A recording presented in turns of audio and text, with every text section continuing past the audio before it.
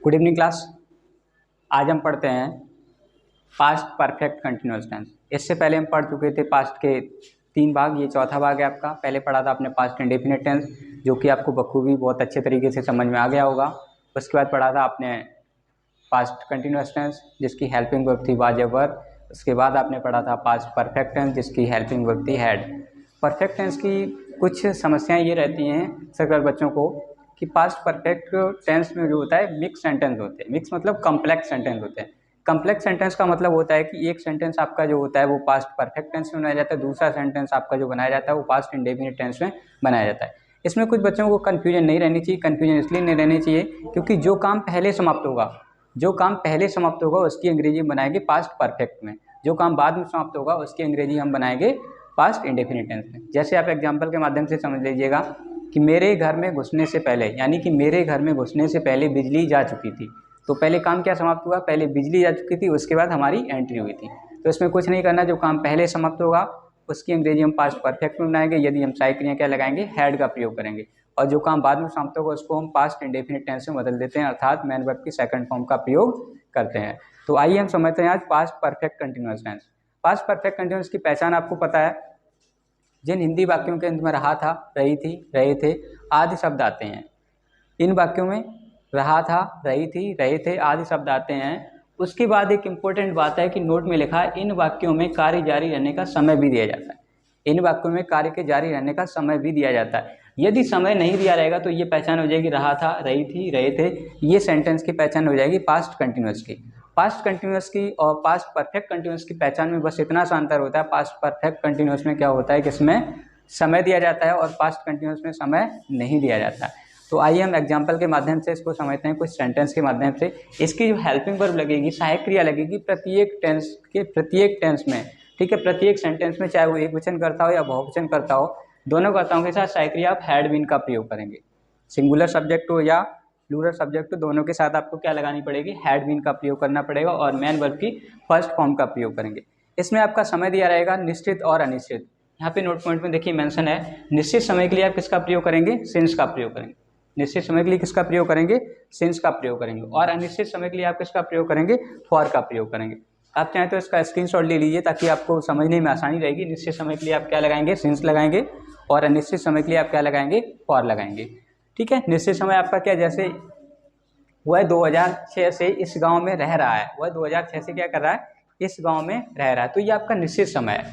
अगर वो 1 घंटे से खेल रहा है, मान लीजिए सीमा 1 घंटे से खेल रही है, तो अनिश्चित है। हो सकता है वो 4 से 5 खेली हो, 6 से 7 खेली हो। लेकिन निश्चित क्या होता है कि हम ये कह दें कि सीमा सुबह से स्कूल जा रही थी, तो क्या आपका हो जाएगा? तो ये निश्चित समय हो जाएगा। तो आइए इसको एग्जाम्पल के माध्यम से समझ लेते हैं। निश्चित समय के लिए आपका क्या लगेगा? सेंस लगेगा। अनिश्चित समय के लिए आप किसका प्रयोग करेंगे? फॉर का प्रयोग कर। ठीक है। अब आइए समझते हैं हम कुछ एग्जाम्पल के माध्यम से। एग्जाम्पल यहाँ पे लेते हैं हम, दिख रहा है? ठीक है। यहाँ पे सेंटेंस लेते हैं हम, राम सुबह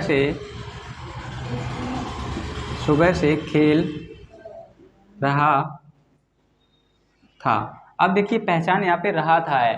रहा था पहचान की एक पहचान करने का तरीका क्या है? लास्ट में रहा था, ये पास्ट कंटिन्यूअस नहीं होता है। यदि पास्ट कंटिन्यूअस का होता है, इसलिए हम इसको हैड कर लें। यदि आप सब्जेक्ट को ये जो निश्चित समय इसको हैड कर लिए तो ये हो जाएगा पास्ट कंटिन्यूअस का। तो आपको साइकिल क्या लगानी पड़ेगी? बाज या बर लगाना पड़ेगा। लेकिन यहाँ पे ऑलरेडी क्या समय मेंशन है, सिंगुलर सब्जेक्ट है, तो हो जाएगा राम।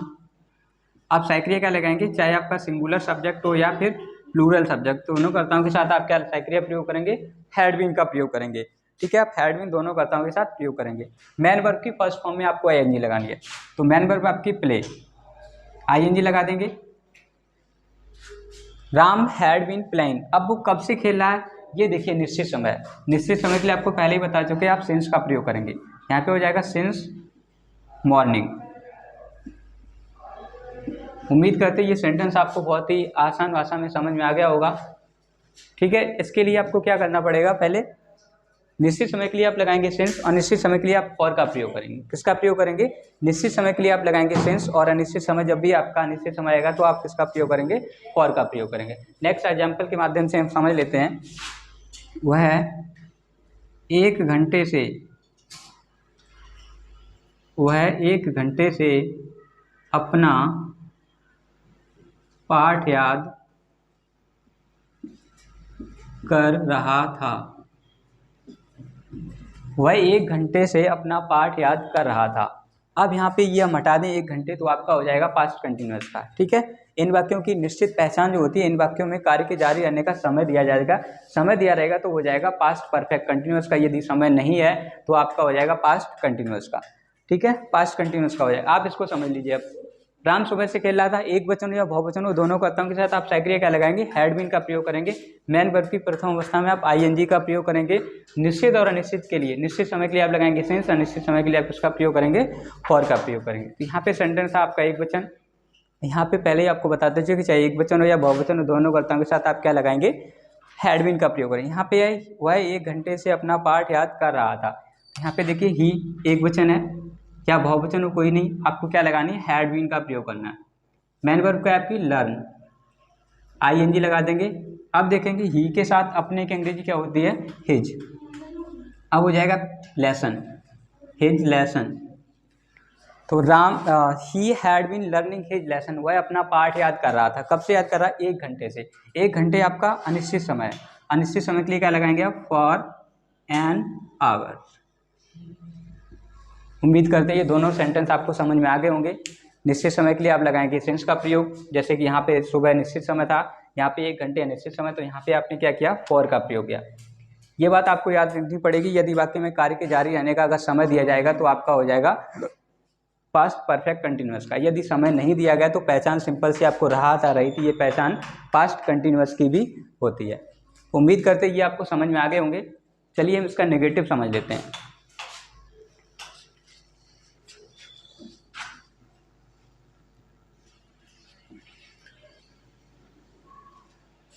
नेगेटिव सेंटेंस समझने के लिए आपको कुछ नहीं करना है, साइक्रिया हैड के बाद और बीन से पहले आपको नॉट लगा देना है। नेगेटिव सेंटेंस बाकी रूल सब यही रहेगा। निश्चित समय के लिए आप लगाएंगे सिंस, अनिश्चित समय के लिए आप लगाएंगे फॉर। अब यहाँ पे समझ लीजिए अगर नेगेटिव सेंटेंस होगा तो had plus had not been हो जाएगी। हेल्पिंग वर्ब आपको क्या लगानी है, हैड नॉट बीन लगानी है, चाहे एक वचन करता हो या बहुवचन करता हो। ठीक है, आपको क्या लगानी है, हैड नॉट बीन का प्रयोग करना। एक वचन करता हो या बहुवचन, दोनों कर्ताओं के साथ आप साइक्रिया किसका प्रयोग करेंगे, हैड नॉट बीन का प्रयोग करेंगे। किसका प्रयोग करेंगे आप, हैड नॉट बीन का प्रयोग करेंगे।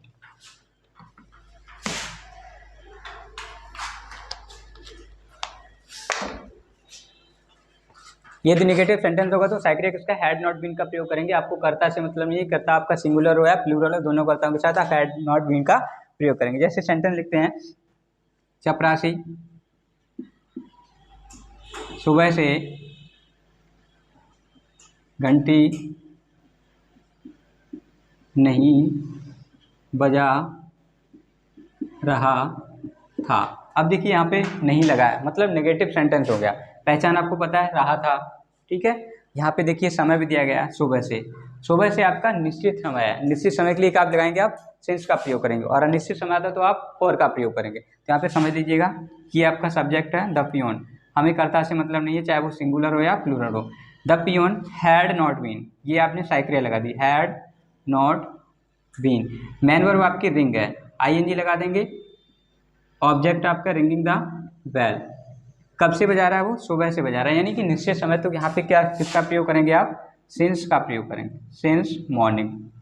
यानी कि चपरासी सुबह से घंटी नहीं बजा रहा, तो साइक्रिया क्या लगा दिया आपने, हैड नॉट बीन। चाहे एक वचन हो या बहुवचन हो, दोनों कर्ताओं के साथ आप क्या लगाएंगे, हैड नॉट बीन का प्रयोग करेंगे। तो उम्मीद करते हैं ये सेंटेंस आपको समझ में आ गए होंगे।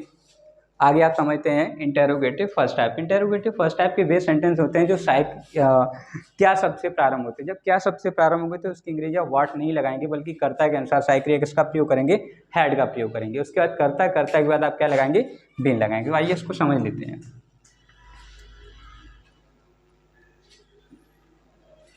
देखिए, हम आपको पिछले वाले रूल में बता चुके हैं कि इंटेरोगेटिव यदि सेंटेंस आपको फर्स्ट टाइप का है तो वो क्या शब्द से प्रारंभ होगा, किससे प्रारंभ होगा, क्या शब्द से प्रारंभ होगा, उसकी अंग्रेजी आप व्हाट कभी नहीं लगाते हैं। फर्स्ट टाइप के इंटेरोगेटिव होते हैं कि यदि आपका सेंटेंस क्या शब्द से प्रारंभ है तो उसकी अंग्रेजी जो व्हाट होती है आप कभी नहीं लगाएंगे, बल्कि कर्ता के अनुसार आप साइक्रिया का प्रयोग करेंगे। लेकिन यहाँ पे कर्ता दोनों कर्ताओं के साथ आपको हैड का ही प्रयोग करना चाहिए, एक वचन हो या बहुवचन हो। तो एग्जाम्पल के माध्यम से समझ लीजिएगा। क्या वह सुबह से खेल रहा था। क्वेश्चन मार्क चिन्ह का प्रयोग करेंगे। अब देखेंगे यहाँ पे क्या शब्द की अंग्रेजी वाट होती है, लेकिन वाट बिल्कुल भी आप नहीं लगाते हैं। कर्ता के अनुसार साइक्रिया लगाएंगे, लेकिन यहाँ पे कर्ता बिल्कुल भी नहीं देखना, दोनों का साथ क्या लगा देना आपको। सबसे पहले लगाएंगे आप हैड, उसके बाद सब्जेक्ट लगा देंगे, सब्जेक्ट के बाद आप क्या लगाएंगे, been. Had he been, main verb पे आपकी प्ले, आईएनजी लगा देंगे, ये हो जाएगा आपका प्लेइंग। कोई ऑब्जेक्ट नहीं है, कब से खेल रहा है वो, सुबह से खेल रहा है, सिंस मॉर्निंग हो जाएगा आपका। ये सेंटेंस आपको समझ में आ गया होगा। यदि क्या सबसे प्रारंभ हो तो उसकी अंग्रेजी या वाट कभी नहीं लगाएंगे, बल्कि कर्ता के अनुसार साइक्रिया लगाएंगे। लेकिन पास्ट परफेक्ट कंटिन्यूअस का होगा तो आपको हैड ही लगानी है, चाहे वो सिंगुलर सब्जेक्ट हो या प्लूरल सब्जेक्ट हो। तो had he been playing since morning, क्या हुआ है, सुबह से खेल रहा था। दूसरा सेंटेंस समझ लीजिएगा आप। इंटरोगेटिव यदि सेकेंड टाइप होता है, इंटरोगेटिव यदि सेकेंड टाइप का होता है तो आपको क्या करना पड़ेगा, क्वेश्चन वर्ड यदि सेंटेंस के बीच में आते हैं तो उन क्वेश्चन वर्ड की अंग्रेजी आपको सबसे पहले लगानी पड़ेगी। क्वेश्चन वर्ड आपको बेसिकली पता होंगे, क्या आवाज़ आ रही है। क्वेश्चन वर्ड आते हैं कब, क्यों, कहाँ, क्या, कैसे आदि शब्द यदि सेंटेंस के बीच में आएंगे तो उनकी अंग्रेजी आप सबसे पहले लगाएंगे। उसके बाद आप साइक्रिया हैड का प्रयोग करेंगे, हैड के बाद आप सब्जेक्ट लगाएंगे, सब्जेक्ट के बाद आप बीन लगाएंगे, बीन के बाद आप बिफोर का प्रयोग करेंगे, बिफोर के बाद आप ऑब्जेक्ट लगाएंगे, फिर सेंटेंस के अकॉर्डिंग निश्चित समय के लिए आप क्या लगाएंगे, फॉर का प्रयोग करेंगे। तो एग्जाम्पल के माध्यम से आप समझ लीजिएगा। राधा इस शहर में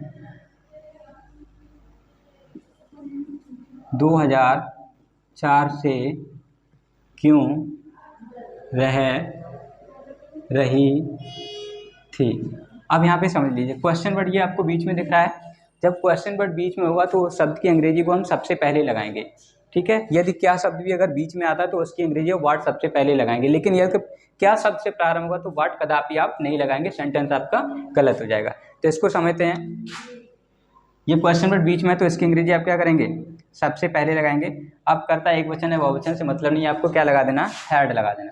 क्या लगाएंगे, हैड। अब उसके ऐसे करता राधा, राधा करता के बाद क्या लगाएंगे, बीन। अब मैन वर्ब देखेंगे, यहाँ पे रहना है तो लिव माने रहना होता है, ये हो जाएगा आईएनजी लिविंग। कहाँ, इस शहर में, तो इन दिस सिटी। कब से रह रही है वो, 2004 से। इस शहर में 2004 से रह रही है, तो निश्चित समय 2004, तो इसके लिए क्या लगाएंगे, सिंस 2004, ये हो जाएगा आपका। Why had Radha been living in this city since 2004, यानी कि क्वेश्चन वर्ड यदि आपके बीच में आते हैं तो उन क्वेश्चन वर्ड की अंग्रेजी आप सबसे पहले लगाएंगे, ठीक है। कोई भी आपका सेकंड टाइप का इंटरोगेटिव है, क्वेश्चन वर्ड अगर बीच में आता है तो उसकी अंग्रेजी आप सबसे पहले लगाएंगे। तो उम्मीद करते हैं ये सेंटेंस आपको समझ में आ गए होंगे। बहुत ही आसान भाषा में, आप चाहें तो इसका स्क्रीनशॉट ले लीजिए। निश्चित समय के लिए आप किसका प्रयोग करेंगे, सिंस का प्रयोग करेंगे। अनिश्चित समय के लिए आप फॉर का प्रयोग करेंगे। सहायक क्रिया के आप हैड बीन का प्रयोग करेंगे, ठीक है। सहायक क्रिया किसका प्रयोग करेंगे, हैड बीन का प्रयोग करेंगे। यदि नेगेटिव होता है तो हैड नॉट बीन हो जाएगा। और यदि आपका क्या सबसे प्रारंभ होता है तो उसकी अंग्रेजी आप वाट कभी नहीं लगाते हैं, क्या लगाएंगे, सहायक क्रिया का प्रयोग करेंगे। और सेकंड टाइप का इंटरोगेटिव होता है तो क्वेश्चन वर्ड आपके बीच में होता है तो क्वेश्चन वर्ड की अंग्रेजी आपको क्या करनी पड़ेगी, सबसे पहले लगानी पड़ेगी। उम्मीद करते हैं कि स्टूडेंट आपको समझ में आ गया होगा, ठीक है।